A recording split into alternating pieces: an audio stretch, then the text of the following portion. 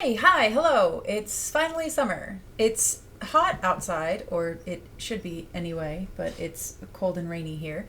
And my brain feels like a dry sponge after all of my finals. So let's do something light, something fun, fluffy. Let's talk about the way gender affects film criticism.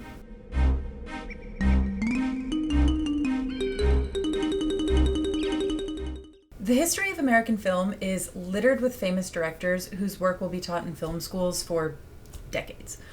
A brief look at the syllabus for a contemporary class might show names like Quentin Tarantino, Spike Lee, Steven Spielberg, Martin Scorsese. In fact, they are typically the first four names that show up in a Google search about American directors.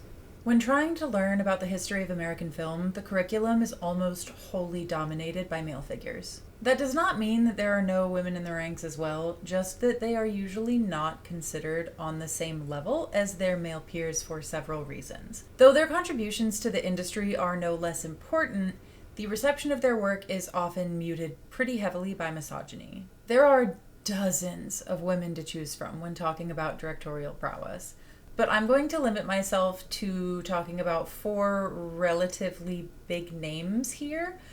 Directors who I think best illustrate this point.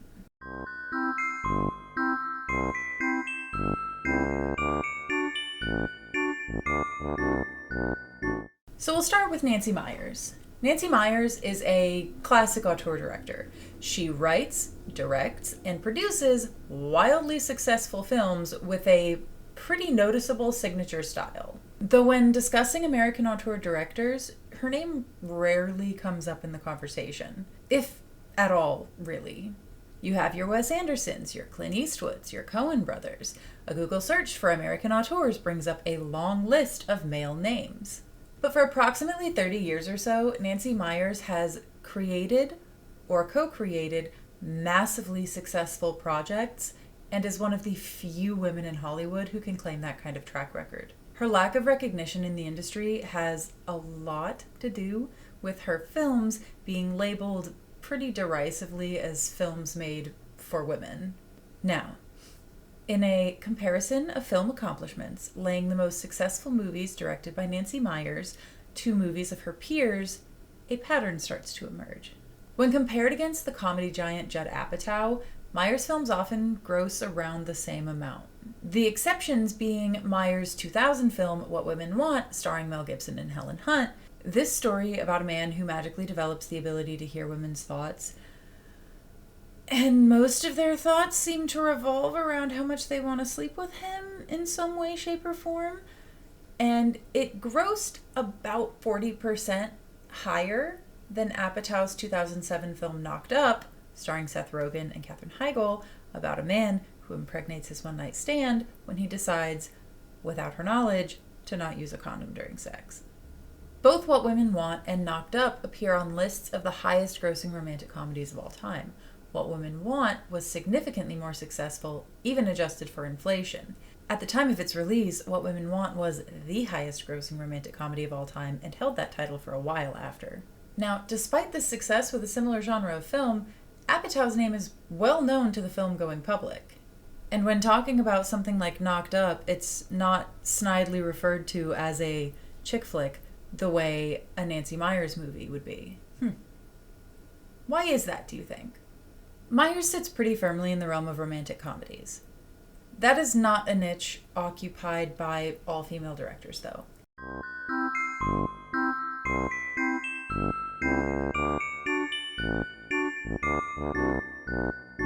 Sofia Coppola made her feature film debut in 1999 with The Virgin Suicides, a film about the suicides of five sisters from the perspective of a group of young boys. Sofia Coppola walks a line between categories of male and female, mainstream and independent, and feminism and authorship.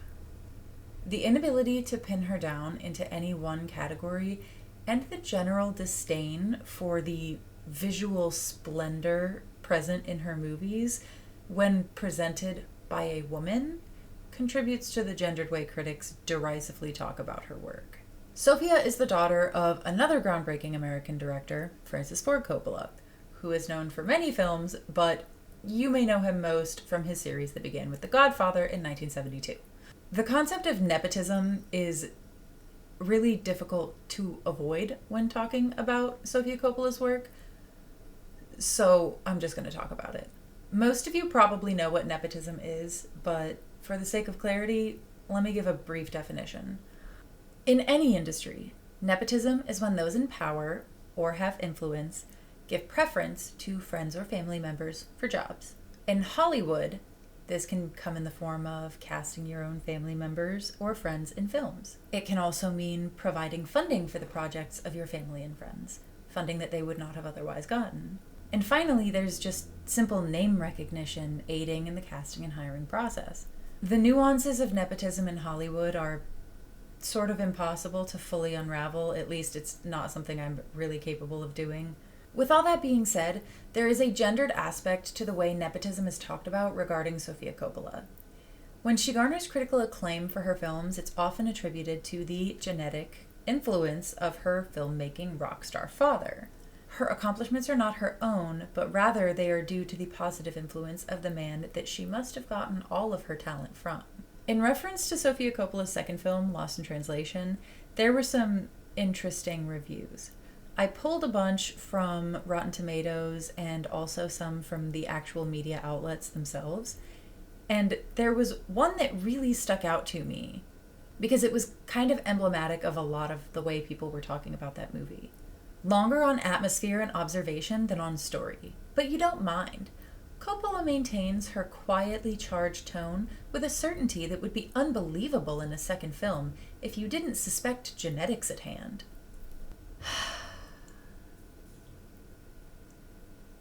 The attribution of talent being genetic and not existing through the hard work of the director in question is both scientifically incorrect and serves to lessen the achievements of the person in question. The dual-edged blade of nepotism in Hollywood also means that whenever Coppola has perceived failures, it is blamed on her being a talentless hack whose career as a filmmaker is purely due to how much money that her daddy was able to give to her. Absolutely none of it can be because she's worked hard in the industry. Her third film was a hyper-stylized piece about the historically maligned Queen of France, Marie Antoinette. Fittingly, perhaps given her own experience as a maligned figure with her filmmaking efforts facing heavily gendered criticism, she attempted to tell the story a little differently than how it is often shown in media. The film humanizes its title character in ways not often afforded to women in history. It shows the way an entire society can be whipped into a frenzy over the perceived actions of a famous woman based on little evidence and sensational gossip. Gee, that doesn't seem like anything that any of us have ever experienced online. The film was received with very polarizing and mixed reviews, some of which could not help but point out her Hollywood heritage. Sofia Coppola is the Veruca Salt of American filmmakers. She's the privileged little girl in Charlie and the Chocolate Factory, whose father, a nut tycoon, makes sure his daughter wins a golden ticket to the Willy Wonka factory by buying up countless Wonka bars, which his workers methodically unwrap till they find the prize. If Coppola's 2004 Academy Award for Best Original Screenplay for Lost in Translation was her golden ticket to big-budget filmmaking, Marie Antoinette is her prize, a $40 million tour through the lush and hallucinatory Candyland of 18th century France. Of course, Roald Dahl's insufferable Veruca Salt was eventually seized by angry squirrels and hurled down a garbage chute. The gendered component to this criticism is subtle but still there. The derisive references to the film being an insubstantial Candyland experience are too numerous to list in full. I read so many reviews that made that comparison that they all sort of started to blend together. Because of the deliberately lavish visual splendor of the film, it was written off as a woman's indulgent fantasy with no style or substance. It is no doubt that Sofia Coppola's father made her way into Hollywood easier than most. Name recognition goes a long way in Hollywood, or really any industry, but it is completely unfair to attribute all her successes or failures to nepotism, and is something rarely done for men in a similar situation. You can hold both the idea that her career was made easier by it and that she has proven herself an interesting and talented director at the same time. They do not negate each other.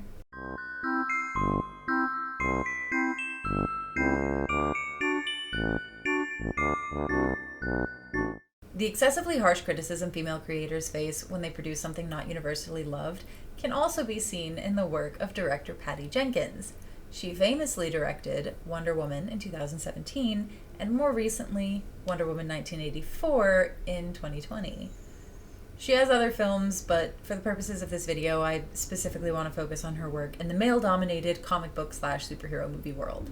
Wonder Woman was the first feature-length film about a female superhero, and 1984 was its very, very disappointing sequel. The history of Wonder Woman as a character is fraught with back and forth between feminist women and men who think they know better what those women need from a character. The character's creator, William Marston, believed that women needed a strong role model who could be unapologetically female in a world dominated by masculine figures. Unfortunately, he also believed that women were inherently submissive, and his own character was sidelined by doing stuff like giving her admin duties in hero organizations like the Justice Society, and having her be happy to leave the fighting to the boys. She was decked out in the stars and stripes and originally drawn in an almost masculine way with super muscular arms.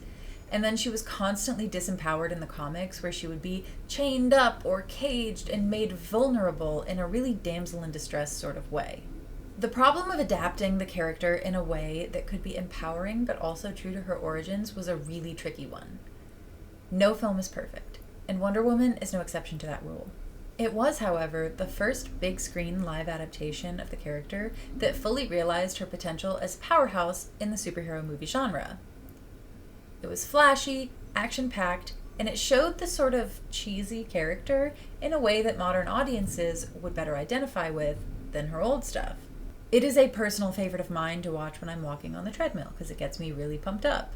The backlash from certain spheres of comic book fans to the first film were there, but really minimal compared with what would come later. It is hard to make bad faith gendered criticism of a movie that plays out the superhero formula so well. And most people who see those arguments and don't come into the conversation with an existing bias recognize them for what they are after doing stuff like watching the movie. However, all of that built-up stuff came out upon the release of Wonder Woman 1984 late last year. The second film in the series was pretty well made fun of by critics and fans alike. It was messy, it had too many storylines, it didn't have enough setup for big developments in the story, it had really mixed messages about consumerism and selfishness, and it punished one of the female leads for her desire to emulate the title character, despite Wonder Woman's original purpose being a woman that the creator wanted women to want to emulate, is very strange. Seriously, why didn't they set up her ability to make things invisible like way earlier on in the movie? It was super weird for her to mention it and then immediately, like after, make a whole jet invisible. They could have just showed it earlier on. She tells the story about accidentally making a coffee cup invisible and like losing it. They could have just showed that scene earlier on in the movie instead of her just talking about it, and we don't see that. And why could he perfectly fly a jet like that? Criticism of the film was pretty harsh from all sides. People seemed to see the film as a moral failing on the part of Patty Jenkins to create a bad movie when she was supposed to be the maker of this feminist film universe. It's a big, dumb movie, not an art house adaptation of essays by Mary Wollstonecraft. Mary Wollstonecraft? Is that how you say her name? That's how I'm going to say the name. Still, the fact that it's so bad isn't only disappointing, but enraging. The rage at Jenkins' failure with Wonder Woman 1984 is super disproportionate to the film's badness.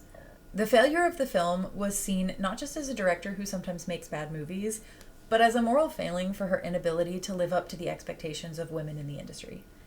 And of course, the backlash from misogynist fans of superhero films was so much worse than that of critics from mainstream outlets. Oh boy. YouTuber The Quartering met the film's release with video after video gleefully reveling in its get woke, go broke failure. He's less subtle than his more mainstream peers and outright points out in a video that the first and more successful film had male writers and that the second had Patty Jenkins credited as writer, and implies that that's why it was bad. The whole get woke, go broke thing has been debunked over and over by so many people. I'll leave some links to examples below. In this case, the broke part is because it's a badly made movie, not because it was written and directed by a woman and centering itself on things that woman considered important. And the movie didn't even do super badly, and there's going to be a third one, so I don't understand how people can do the get woke, go broke thing. Whatever. The Quartering is only one part of an exceptionally large reactionary community online with similar views. Mainstream film criticism from old school outlets can be devastating for a film. But the rise of YouTube and Twitch as platforms for independent reviewers who communicate directly with other fans have created larger outlets for fans of a genre or series to make their voices heard on a pretty huge scale. Patty Jenkins made a bad movie, but because of the misogyny inherent in this type of criticism, the response to her work is wildly disproportionate. Often when women make these forays into male-dominated spaces, they are met with this type of attitude from fans. The comic book fan community is infamously particularly toxic toward women who try to enter the space.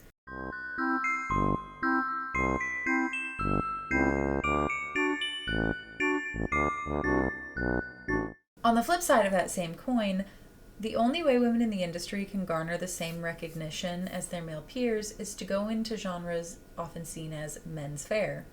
This is the case with Kathryn Bigelow. Her films span a variety of subjects, but a key to all of them is that none of them could be considered chick flicks. This allows Bigelow to be recognized as a real director with awards and accolades that her female peers who make chick flicks do not receive. Bigelow became the first female director to win an Academy Award for Best Director with her 2008 film The Hurt Locker. Bigelow herself has said, "I've spent a fair amount of time thinking about what my aptitude is, and I really think it's to explore and push the medium. It's not about breaking gender roles or traditions." Though she denies the idea of breaking gender norms being a large part of her successful career, a brief tour through the previous 3 female directors shows that it is more important than she might realize. Nancy Meyers' What Women Want grossed more than 7 times the total for The Hurt Locker. But because of the former's status as a romantic comedy, it is considered less than, or at least not worth the same amount of praise. Certain genres like romantic comedies are not considered to be serious work, in the way of the gritty war movies like The Hurt Locker or Bigelow's 2012 film Zero Dark 30. It is difficult to parse the intricacies of gender treatment of women as directors. Some of it is overt, like the ways Sofia Coppola and Patty Jenkins are talked about when they make films that the public considers bad. Some is more subtle, like completely ignoring the massive success of directors like Nancy Meyers because their work is written off as movies for women. Seriously, how many of you actually know who Nancy Meyers is? She directed the Lindsay Lohan Parent Trap movie. That movie is iconic for people in my age range. It is only by comparing that criticism to that of the women who do not challenge the overtly masculine narratives in Hollywood that the nature of the problem becomes apparent. Taking a journey through the work of Nancy Meyers, Sofia Coppola, Patty Jenkins, and Kathryn Bigelow, and reading along with the criticism of their films provides a new perspective on that mythical glass ceiling of Hollywood. It's super easy to simply say, oh, we need more female directors and producers, or even more female film critics. However, these people will still exist in a system that forces them to internalize the misogynistic messages that wind up being regurgitated in their reviews and sometimes in the work itself. Many of the reviews I quoted here were in fact from women, which adds a new dimension to the remarkable level of hate present in their writing. Comparing this criticism to similar pieces by these same reviewers for male directors shows a much lighter hand and significantly less condemning of them as talentless hacks who do not deserve to work in Hollywood. Don't even get me started on how willing people are to forgive dudes for being complete monsters because him make good movie. Thank you so much for making it this far. This one was really hard to do. It took a really long time to put together on the research end. I had to do math, actual math, though I did get some use out of my statistics class, so that was kind of cool. I'm almost mad that the final video is not longer because of how long everything took to research and write, but oh well. I had to watch too many irritating videos for this. 1 like equals 1 head pat for my cat. He's not here right now. And subscribing will get him a nice treat. If you want to support me and help me do this full time so you don't have to wait an undetermined amount of time between videos, you can head over to my Patreon at patreon.com/writingwomen. Thank you so much to my current patrons. Mary Doc Brandybuck, Miss Psycho, Amy Chu, aka the Doctor, Lord Butterbutt, Bruce, Red, Kirsten, Olivia, and Mark. Thanks for watching. Bye bye.